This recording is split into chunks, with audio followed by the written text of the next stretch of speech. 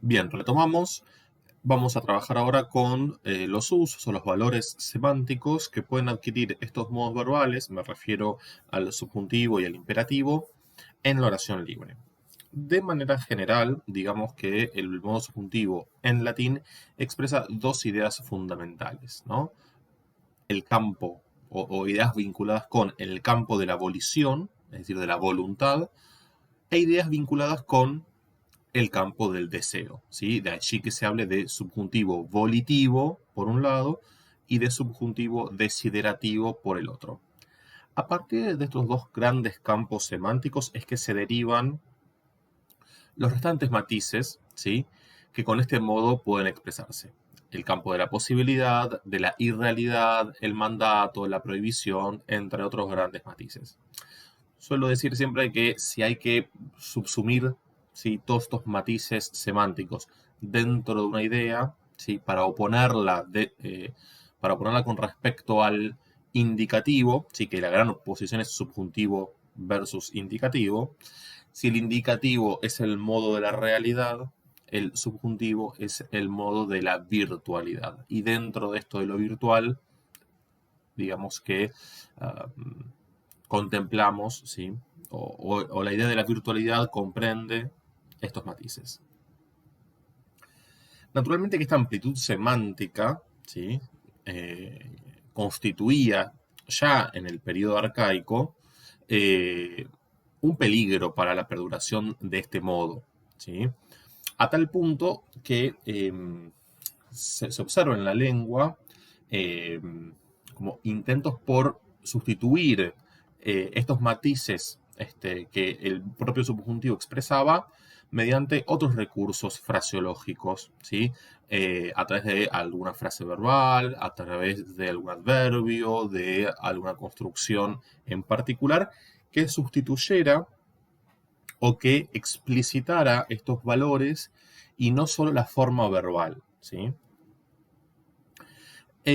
Según Bassols de Clement, que es uno de los, digamos, de las gramáticas, ¿sí? La gramática de Bassols de Clement es una de las más consultadas en catalán, ¿sí? Es un catalán, él. Eh, Según él, hubiese estado destinado a desaparecer el modo subjuntivo a no ser, ¿sí?, de no haber sido por, mejor dicho, de no haber sido por el sistemático uso, ¿sí?, para caracterizar la subordinación, ¿sí?, en latín. Por eso nosotros decíamos al comienzo, el subjuntivo es el modo de la subordinación en latín. Este uso de subordinación, ¿sí?, no tiene nada que ver con estos valores modales, ¿sí?, que estábamos mencionando, que tienen que ver con la actitud del hablante, ¿sí?, sino que tiene que ver con un instrumento para marcar, ¿sí?, que hay una subordinación, ¿sí? Entonces, bueno, esta es una de las hipótesis, a juicio de Bassols, de Clement, por la cual, digamos, el subjuntivo perduró en la lengua. Por influencia del indicativo se emplean designaciones temporales como las que vimos recién: presente, pretérito imperfecto, pretérito perfecto y pluscuamperfecto, pero no hay que pensar nunca cuando estamos en el subjuntivo en que esa noción temporal es una noción temporal fuerte, ¿sí? Porque, digamos, justamente al estar dentro del campo de la virtualidad, ¿sí?, digamos que si se quiere, el eje temporal, ¿sí?, se deja. Frente al indicativo, que es el modo de la objetividad, el subjuntivo está asociado con la expresión de la subjetividad, ¿sí?, y se presenta en frase libre o en oración simple como el modo de la realidad psíquica. Asimismo, este puede tener diferentes empleos que se dejan describir mediante un sistema de clases semánticas, que es lo que vamos a ver ahora. Y hay una particularidad en latín que tiene que ver con que según digamos, el uso o el matiz semántico que adquiere el subjuntivo, la negación del verbo va a ser ne y en otros casos la negación va a ser non. ¿sí? Es decir, que estos índices de polaridad negativa, estos índices de la negación, van a variar de acuerdo con el matiz o el uso semántico del modo en la oración. Vamos a ir viendo en cada caso. Dentro del campo de la volición, ¿sí? De lo que se conoce como subjuntivo volitivo, ¿sí? La negación va a ser con ne. Y vamos a tener 4 usos, ¿sí? Lo que se conoce como subjuntivo imperativo, es decir, el subjuntivo de la orden, que coexiste con las formas propias del imperativo, ¿sí? De ahí la cercanía de la cual yo hablaba entre subjuntivo e imperativo, ¿sí? También se lo llama subjuntivo yusivo, ¿sí? Que significa lo mismo, ¿no? Orden, mandato. El segundo valor vinculado y derivado con el anterior es el prohibitivo, que también coexiste con formas del imperativo propiamente dichas en la segunda persona. Tenemos el exhortativo y por último el concesivo. Estos son los 4 valores que podemos subsumir dentro del campo de la volición. Después tendremos el subjuntivo desiderativo y el subjuntivo potencial. Bien, vamos a ver algunos ejemplos, ¿sí? De subjuntivo imperativo, ¿sí? De subjuntivo de orden. Salvo la segunda persona, va a aparecer el subjuntivo, ¿sí? Como por ejemplo en el tercer ejemplo, servet, ¿sí? Esta E es del subjuntivo, es la E del presente subjuntivo para la primera conjugación. Recordarán ustedes de lo que acabamos de ver, ¿sí? Que en el presente la A alterna con la E para la primera conjugación. El verbo servo es un verbo de primera conjugación. Y fíjense que en la segunda persona, ¿sí? Aparece tanto para la segunda del plural como para la segunda del singular, aparece la forma propia del imperativo. ¿Sí? Ya en la tercera persona del singular, el subjuntivo. Por eso digo que las formas de uno y otro modo coexisten. Contemnite dolorem, menosprecien ustedes, ¿no? El dolor. Nosque nosque animum, conócete, conoce tu ánimo, conoce tu espíritu. Officia sua servet diligenter, ¿no? Observe él o ella sus obligaciones diligentemente.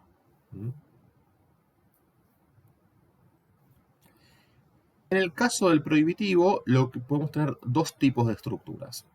O bien el subjuntivo o imperativo negado con ne, ¿sí? El prohibitivo es la negación de, digamos, es un uso derivado de la orden, pero por la negativa. Puede aparecer el ne más subjuntivo o imperativo, si estamos en la segunda persona, o bien un giro prohibitivo muy frecuente en latín, sobre todo en latín clásico, que es este ejemplo, que es el giro noli más infinitivo.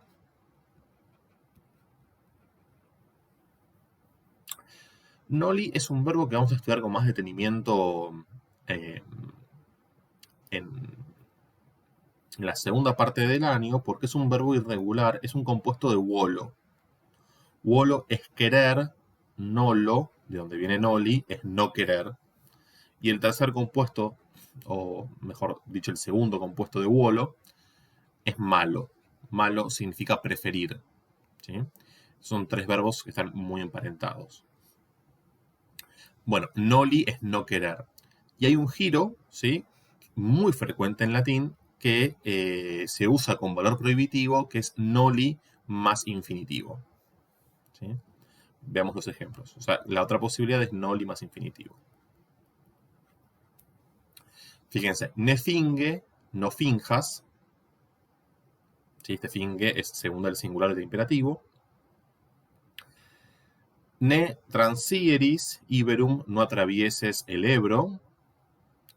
Ne temere facias, no actúes temerariamente. ¿Sí? Este temere, acá funciona como un circunstancial, ¿sí? Es un ablativo de un adjetivo, de un sustantivo que estemos temeris, pero es un sustantivo, cuando el diccionario dice inus, significa inusitado, es decir, que no hay registro, está como reconstruido.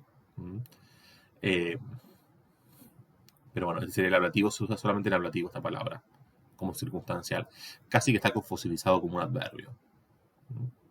De igual manera el subjuntivo es este, ¿no? Facias. Acá se ve la A del subjuntivo, ¿no? De presente del subjuntivo, del verbo facio. Y en esta oración, fíjense, no licato maiorum instituta reprendere, ¿no? No critiques o no censures, Catón, los principios o las instituciones de nuestros mayores, ¿no? Acá, bueno, Cicerón en el Promurena, por supuesto, invocando los mores maiorum, como no podría ser de otra manera. Si uno tuviese que analizar esto, digamos, sintácticamente, está el verbo, el adjunto vocativo,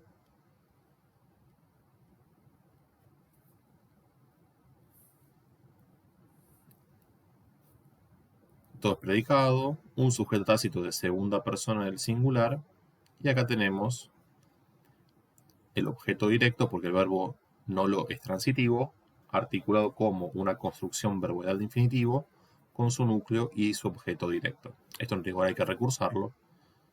Estoy analizando un poquito rápido. Pero sepan que si bien la sintaxis es esta, uno puede directamente traducir por prohibitivo, no critiques. Y no quieras criticar Catón, ¿sí? Que sería lo literal.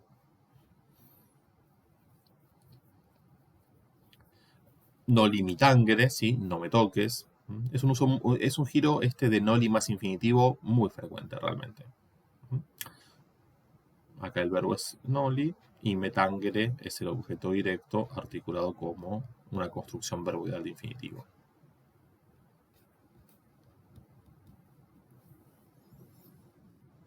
En el caso del exhortativo, ya ahora sí un uso pleno del modo subjuntivo, ya no aparece el imperativo. Lo que sí caracteriza el exhortativo es el uso de la primera persona del plural. Y en general en presente, la mayoría de las veces.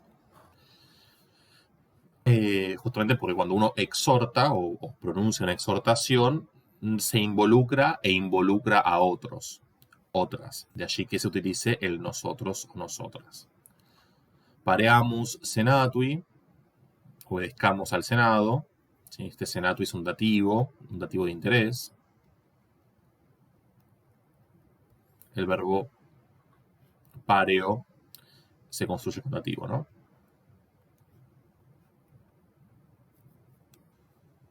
Es el predicado. Ne difficilia optemus, ¿sí? El verbo opto es desear, ¿sí? No deseemos las cosas difíciles. Fíjense acá que aparece un adjetivo solo. Cuando aparece un adjetivo solo, difficilia, ¿sí? Que viene de difficilis, difficile, está sustantivado, sobre todo porque está en neutro plural, ¿no? Ya es el neutro plural, es un acusativo neutro plural, ¿sí? No deseemos las cosas difíciles, ¿sí? Recuerden esto, que cuando uno tiene un adjetivo solo, por ende que no modifica un sustantivo, es porque ese adjetivo aparece sustantivado. Cuando el adjetivo aparece sustantivado, lo traducimos reponiendo el sustantivo cosas. In rebus prosperis superbiam fugiamus. Calgros fugio, ¿no? Evitemos la soberbia en las situaciones prósperas. In rebus prosperis. Fíjense también la tendencia, cuando se usa el exhortativo, a que el sujeto sea tácito. Siquelides musae, ¿sí? Una invocación. Paulo maiora canamus, es el verbo cano. Cantemos cosas un poco más importantes. ¿Sí? Paulo es el modificador de este maiora, ¿sí?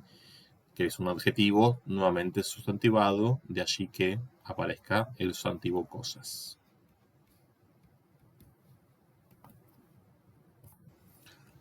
Con valor concesivo, ¿sí? Es decir, que establece una oposición respecto de lo dicho anteriormente, tenemos algunas consideraciones sintácticas que mencionar. Primero que el verbo, vamos a decir que el verbo suele encabezar la oración, ¿sí? Por lo general, el verbo en subjuntivo suele aparecer en primera posición justamente para realzar la concesión o la oposición. La estructura sintáctica tiende a ser paratáctica, ¿sí? Es decir, o bien si el sujeto es el mismo, hay dos verbos o yuxtapuestos o con algún coordinante, o bien si el sujeto es distinto, tenemos oración compuesta. Pero de un modo u otro, lo que tenemos es parataxis, ¿sí? Eh, no subordinación, a esto voy. No es una estructura subordinada, ¿sí? Sino dos estructuras al mismo nivel sintáctico. Por lo general es paratáctica, eventualmente puede haber un coordinante. La segunda suboración o proposición coordinada, o el segundo miembro de la oración, suele incluir algún adverbio, ¿sí? Alguna partícula que realce, ¿sí? Que refuerce esta idea de concesión, ¿sí? Puede ser a través de los adverbios ker, te, wero, tamen o la conjunción at. Fíjense, nesit sane sumum malum dolor, malum certe est. No sea el dolor realmente el mal supremo, es un mal ciertamente. Fíjense, digamos, lo que se estaba oponiendo es el hecho de que sea el dolor el mal supremo, ¿sí? Se lo opone con que sea un mal. Y fíjense cómo aparece el subjuntivo negado y acá el indicativo. También la concesión se da en esos términos, ¿no? Subjuntivo en un miembro de la oración, indicativo en el otro, ¿no? No sea el dolor realmente, ¿no? El adverbio. No sea realmente el dolor el mal supremo, ¿sí? Eh, predicativo. Es ciertamente un mal. Malum es neutro, por eso dice sumum. Es un sustantivo neutro. Fíjense el siguiente ejemplo. Sit fur, sit sacrilegus, at est bonus imperator. Será ladrón, o sea sacrílego, pero es un buen general. Fíjense que aparece nuevamente la oposición entre los subjuntivos, que expresan la concesión, y el indicativo. Y en el medio, un coordinante que indica pero. Acá hay un adverbio circunstancial y acá un coordinante, ¿no? Fíjense que fur significa ladrón. Interesante este sustantivo de tercera declinación. Es un sustantivo que tiene la misma raíz del verbo fero, que es la raíz de indoeuropeo ver. De acá viene fero en griego, fero en latín. ¿Sí? Es el mismo verbo que significa llevar. A partir de allí, ladrón, ¿no? Fur. En la traducción podemos usar ya sea el presente subjuntivo, ya sea el futuro. Y fíjense un poco acá la prueba de que incluso en castellano hay algún matiz o algún punto cercano entre el subjuntivo y el futuro, ¿no? Sea ladrón, sea sacrílego, pero es un buen general. Será ladrón, será sacrílego, pero es un buen general. ¿Sí? Ahí incluso el futuro puede manifestar en castellano este contraste, esta concesión. Fuerint cupidi, fuerint irati, sceleris, vero crimine carent, ¿no? Y acá también lo vamos a traducir con futuro perfecto o pretérito perfecto del subjuntivo, ¿no? Habrán sido codiciosos, hayan sido codiciosos, habrán sido iracundos, hayan sido iracundos, pero están libres de la acusación del crimen, ¿sí? Están libres de la acusación del crimen. Carent crimine sceleris. Este ablativo crimine es el verbo careo, es un verbo que rige ablativo. Carecer de algo. Bien. En el caso, hasta ahí, el subjuntivo volitivo, ¿sí? El subjuntivo que tiene que ver con el campo de la, de la volición, ¿sí? De la voluntad del hablante. El subjuntivo desiderativo es el subjuntivo del deseo. Ustedes saben que, así como en griego, en sánscrito y por ello en indoeuropeo, hay 4 modos verbales. El indicativo, el subjuntivo, el imperativo, como en latín, y un cuarto modo verbal que es el modo optativo. El modo optativo es el modo del deseo, justamente. El griego lo conserva, ¿sí? El sánscrito, por supuesto que también, de allí que el proto-indoeuropeo haya optativo, digamos porque no, ¿cómo decirlo? Si hay una lengua madre de la cual derivan otras lenguas, en esa lengua madre tienen que estar los grandes valores o los grandes significados, mejor dicho, valores en el sentido de significados, no en el sentido ético de la palabra. Por eso una cosa, en el sistema de casos, ¿no? El latín tiene 6 casos, el griego tiene 5 casos, el sánscrito tiene 8 casos. Si todas vienen, estas lenguas, de un ancestro en común, ¿no? De una lengua madre en común, que es el proto-indoeuropeo, bueno, en proto-indoeuropeo tiene que haber 8 casos. ¿Sí? Esa es la lógica. No puede haber menos casos, digamos, que la lengua que más casos tiene.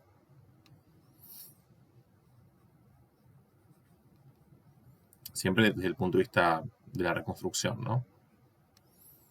Bueno, este antiguo modo verbal que obviamente en las lenguas modernas no está, lo absorbe el subjuntivo, lógicamente. De allí que uno de los valores del subjuntivo sea el desiderativo, que es lo que nosotros utilizamos también muy frecuentemente como un valor del subjuntivo, que es el ojalá. ¿Sí? Hoy en día se sigue enseñando el subjuntivo, ¿no? Pones un ojalá adelante y te sale el subjuntivo, ¿no? Suele enseñarse quizás de un modo un poquito rudimentario de esa manera. O poner un que delante, ¿sí? Y te sale el subjuntivo. Es porque se está, digamos, activando este matiz desiderativo, ¿m? Que tiene que ver con el antiguo valor optativo, que era un modo verbal separado, lo absorbe el modo subjuntivo. ¿Sí? De la misma manera como en el sistema de casos, que teníamos 8 casos, los 6 que nosotros conocemos, además el locativo y el instrumental, esos 2 valores los absorbe el ablativo. Bueno, con la misma lógica ocurre esto. Puede aparecer solo el subjuntivo desiderativo, que se niega con ne, entre paréntesis, vuelve a negarse con ne, al igual que el subjuntivo volitivo. ¿Sí? El potencial se va a negar con non. Puede aparecer solo o reforzado por una partícula desiderativa que es utinam, que es el ojalá. Puede aparecer con los 4 tiempos, ¿sí? del subjuntivo.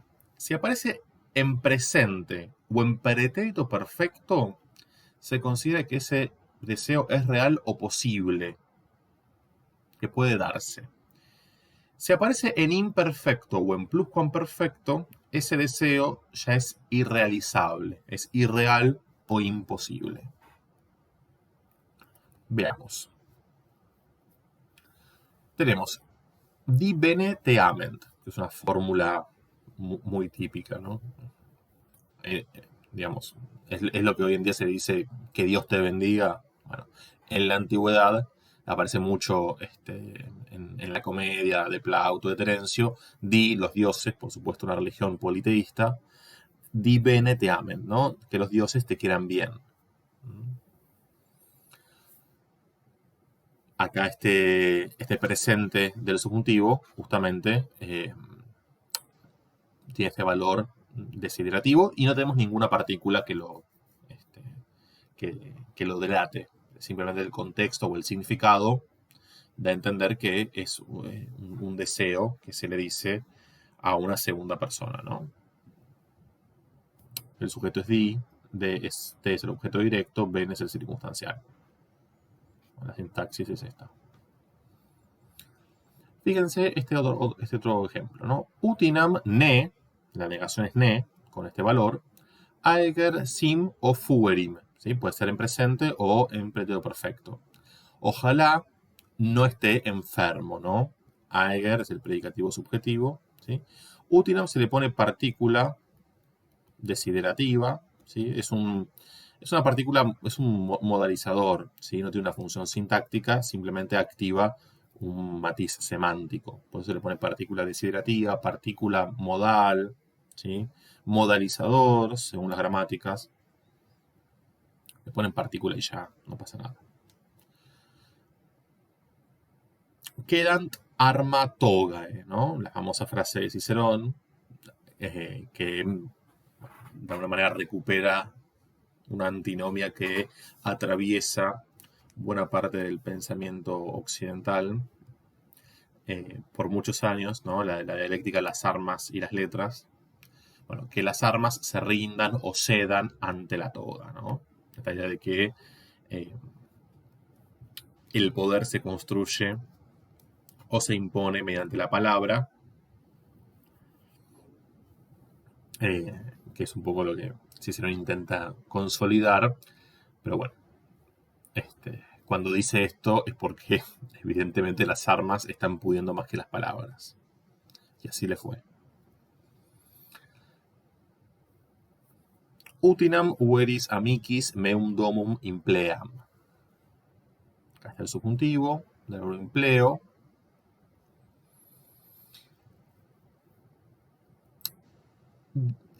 Ojalá utinam llene, empleo es llenar, ¿no? Cargar. Ojalá llene mi casa con o de verdaderos amigos, ¿no? Usamos el instrumento y el objeto directo. Ojalá llene yo, sujeto tácito, mi casa con o de verdaderos amigos.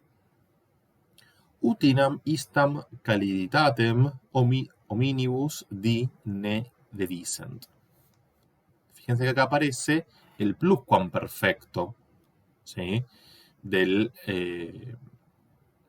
subjuntivo. Entonces ahora el deseo es irreal o imposible, ¿no? Ojalá los dioses no hubiesen dado a los hombres esta astucia.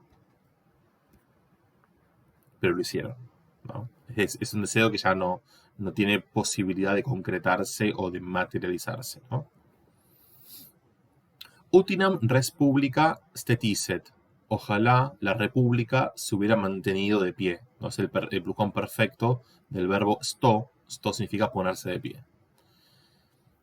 Bueno, ojalá la república se hubiera mantenido en pie, pero no se mantuvo. ¿Sí? El mensaje es ese.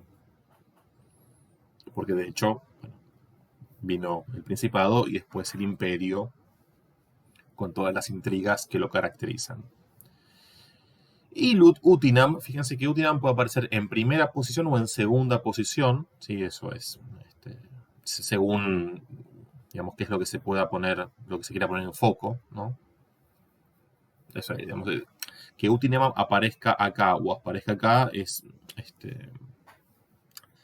digamos, lo que en francés se conoce como mise en relief, ¿no? La puesta en relieve, en el sentido de puesta en foco, que es lo que se focaliza, es porque se pone en primer término, ¿no? Poner el ilud adelante, ¿sí? Claramente es lo que está focalizado, ¿no? En verdad, ojalá no escribiera aquello, ¿sí? Acá en la traducción se corrió el foco, ¿no? Fíjense que el aquello quedó al final. Aquello, ojalá no escribiera en verdad, ¿no? Podría también darse vuelta. Este scriberem es el imperfecto del subjuntivo, ¿no? También es deseo irreal. Utinam doctus essem. Es el imperfecto del verbo sum en el subjuntivo, ¿no? Ojalá yo fuese sabio, pero no lo soy, ¿no? La idea es esa. Bien, ahora sí, subjuntivo potencial es el subjuntivo que expresa una posibilidad, digamos, en el futuro. La negación va a ser non. O sea que hasta ahora tenemos ne para todo el espectro de la abolición, ne para todo el valor desiderativo y ahora non para el subjuntivo potencial. Este matiz es una prolongación o un debilitamiento del valor desiderativo, es decir, cuando ya el deseo se apaga, digamos, y simplemente se expresa una acción posible en el futuro. En castellano tenemos el modo potencial, valga la aclaración, y las gramáticas escolares suelen incluir en lugar de un modo potencial el tiempo condicional dentro del indicativo, lo cual es bastante discutible. Acá puse mal los paréntesis, ¿no?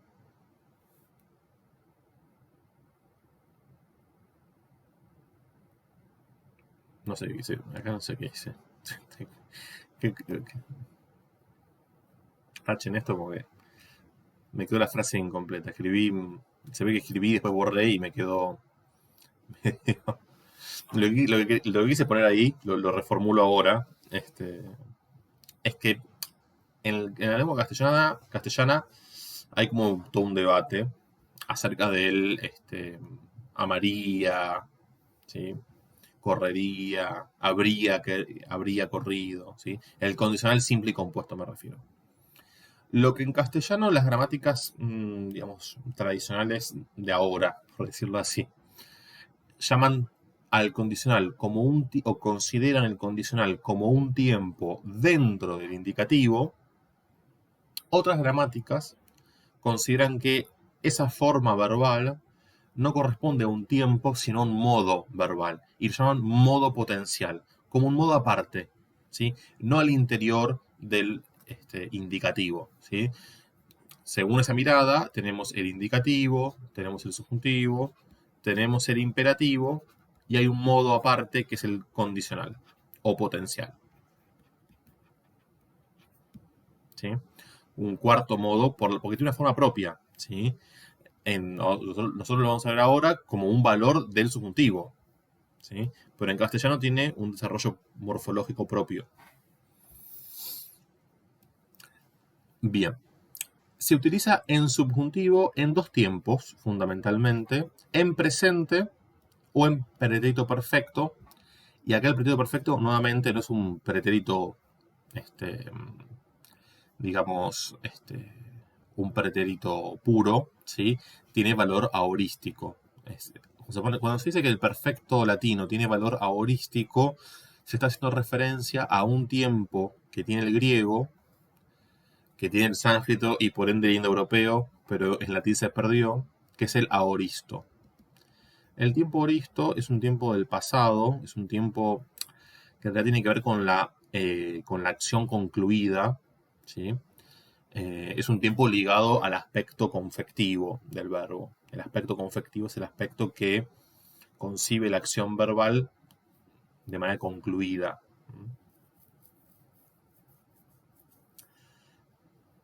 Entonces, cuando se dice que el pretérito perfecto tiene valor aurístico, se quiere decir que no tiene un valor puro de pretérito, ¿sí?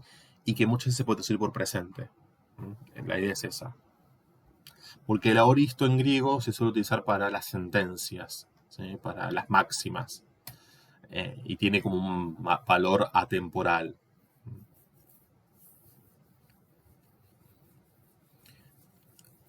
Bueno, entonces decíamos hace un rato, enuncia hechos posibles referidos al futuro. Estos enunciados suponen por lo general un periodo condicional implícito, ¿sí? De allí a que se formen periodos hipotéticos, ¿sí? Cuando lleguemos a ver las condicionales, vamos a ver cómo se construyen los periodos hipotéticos o los periodos condicionales, que hay muchos tipos, ¿sí? Así como en otras lenguas también. Y decíamos hace un rato, la negación ahora ya es non y no ne. Veamos algunos ejemplos. Ego ipse, yo mismo, ¿no? Cum Platone non invitus errauerim, ¿no? Con Platón yo mismo me equivocaría con Platón de muy buena gana, ¿no? Non invitus. Ahí hay como una... De muy buena gana está deshaciendo lo que es una lítote, ¿no? Porque hay una doble negación. In es un prefijo negativo y non. Siempre que hay doble negación en latín,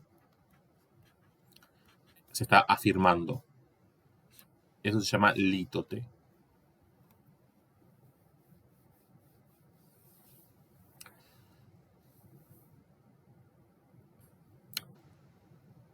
Es como si yo dijera, yo mismo me equivocaría con Platón, no de mala gana.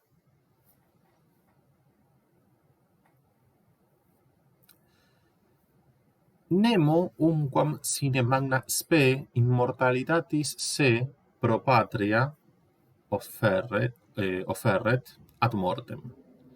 Nadie, Nemo, umquam, nunca. Fíjense esto de la negación que decíamos recién.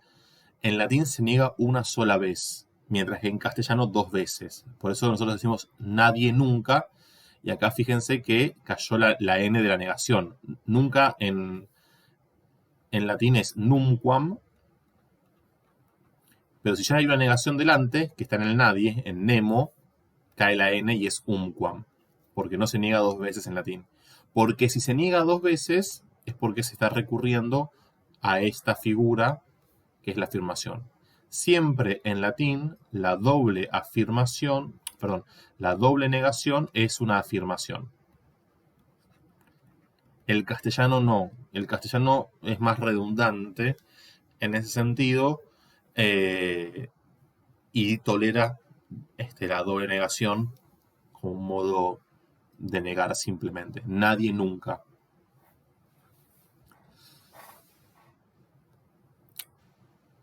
Es como decir nadie alguna vez, ¿no? Pero se puede decir también nadie nunca. Nadie nunca se ofrecería, offerret, en favor de la patria, pro patria, se ofrecería a sí mismo, ¿no? Se objeto directo, es un uso reflexivo del pronombre se. Nadie se ofrecería en favor de la patria hasta la muerte, ad mortem, sin una gran esperanza de inmortalidad, sin magna spe immortalitatis. Nuevamente, una idea potencial.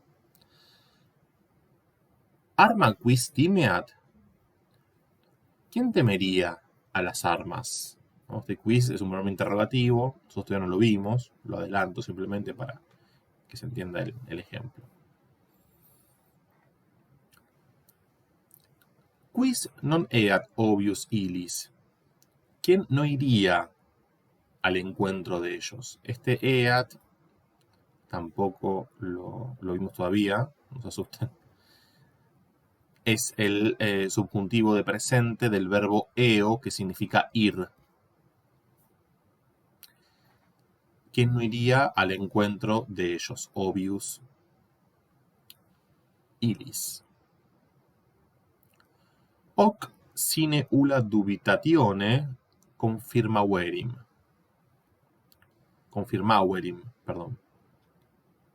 Confirmaría esto sin duda alguna. Fíjense, ulla y no nula. Ya hay una privación en el cine, no se priva o no se niega dos veces. En el castellano sí. Salvo que yo diga sin duda alguna. Lo pongo acá atrás, sí, puedo poner alguna. ¿Sí? Y si está adelante, puedo decir sin alguna duda, no, sin ninguna duda. O sin duda alguna. Bien. Bueno, fíjense cómo aparezca en presente o aparezca en pretérito perfecto, ¿sí? Como es un perfecto ahorístico, de un modo u otro traduzco siempre por condicional simple. El condicional compuesto lo vamos a ver en los periodos hipotéticos. La traducción, mejor dicho, la traducción por el condicional compuesto en castellano la vamos a ver con los periodos hipotéticos. Bueno, hasta acá entonces con los usos o valores de estos modos verbales. Nos vemos la próxima.